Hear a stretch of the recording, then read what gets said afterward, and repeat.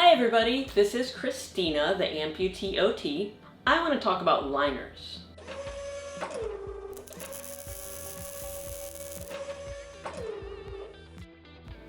Recently, I had another occupational therapist contact me and tell me about a problem she was having with one of her patients who was both an amputee of the lower limb and of the upper limb.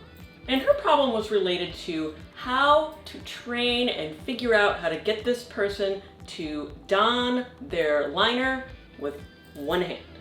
Here's how you don a liner with two hands.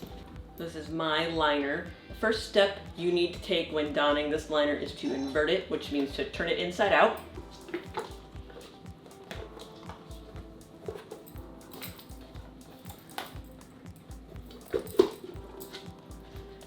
And then you have to put it on the end of your residual limb and roll it up. This actually involves quite a bit of cognitive, fine motor, and gross motor processes to be able to do it correctly, because not only do you have to roll it on, but you have to align it properly, and some of them are actually pretty tough to put on, mine included. So I take the liner, put it on the end of my residual limb, and then the end of it kind of flips over and inverts on its own, and then I have to roll it on the rest of the way. One problem I have is that I have really sweaty hands. I have hyperhidrosis, so my hands sweat all the time, and if my hands are sweaty, then they just slip on the liner.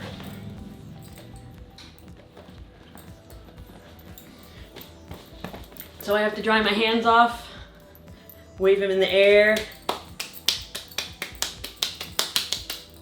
different things.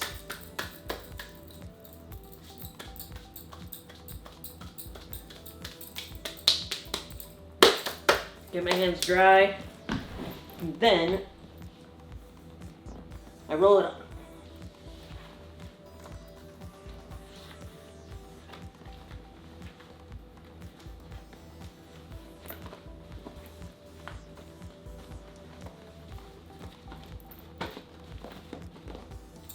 So even me, a woman with maybe like slightly above average strength, has some issues inverting and donning my own liner.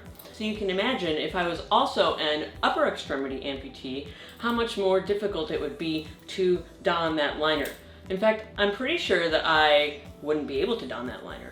And this is why liner selection is so important, because the average occupational therapist is not going to know about all the different selections of liners because it's really not within their scope of practice. And so it's up to a patient's prosthetist to determine what type of liner is the best for them.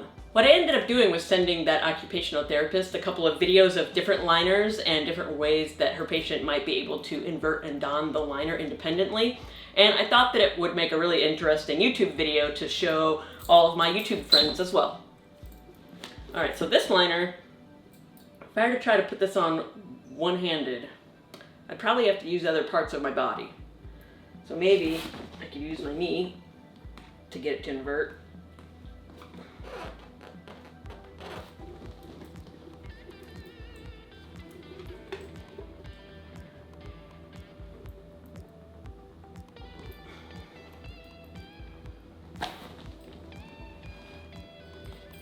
What I want to do is invert it enough that I can grab the cup with my hand, and then, so let's try this. Maybe I'll invert it.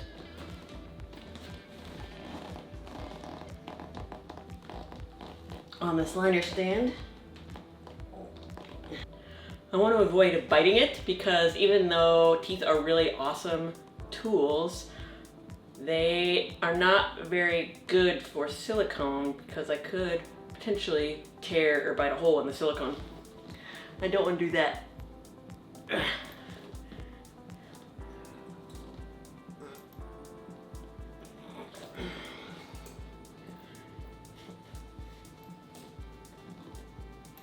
See, even just inverting it, which is the easier of the two steps of getting it on, this liner would be really difficult one-handed.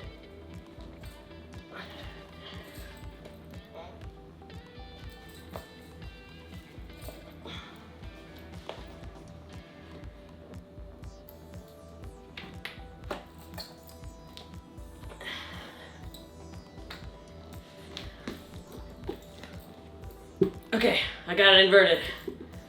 Whew, that's pretty tough to invert. So this liner is really tough to invert, so you might be thinking, maybe this is not even the best liner for me personally, because I have a tough time inverting this liner and donning it.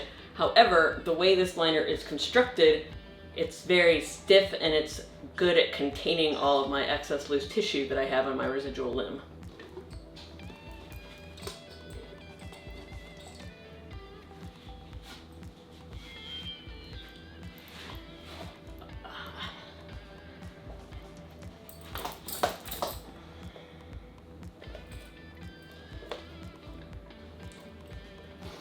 So this one I was able to invert using friction on my face.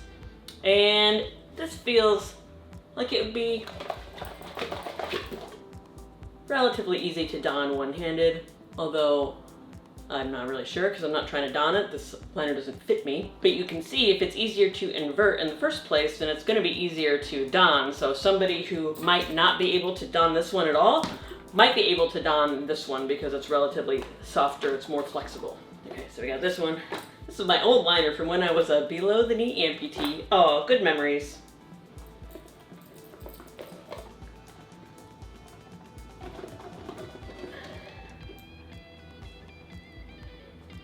That one is easy to invert and grab from the inside. And I would probably roll it. No teeth.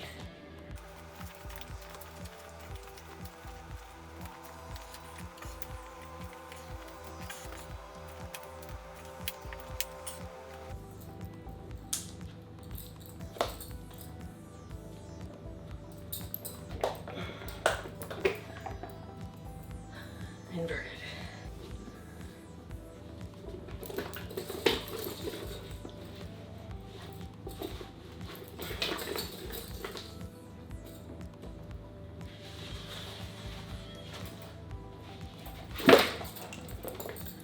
That one was probably about the easiest one yet. Oh. Suction cup to my chin.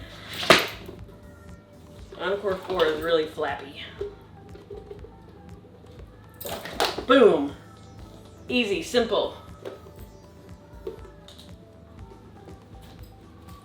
Just shake it and it inverts. So a patient with one arm, or even with poor dexterity, would probably have a very difficult time inverting and donning this liner, but could easily invert and don this liner.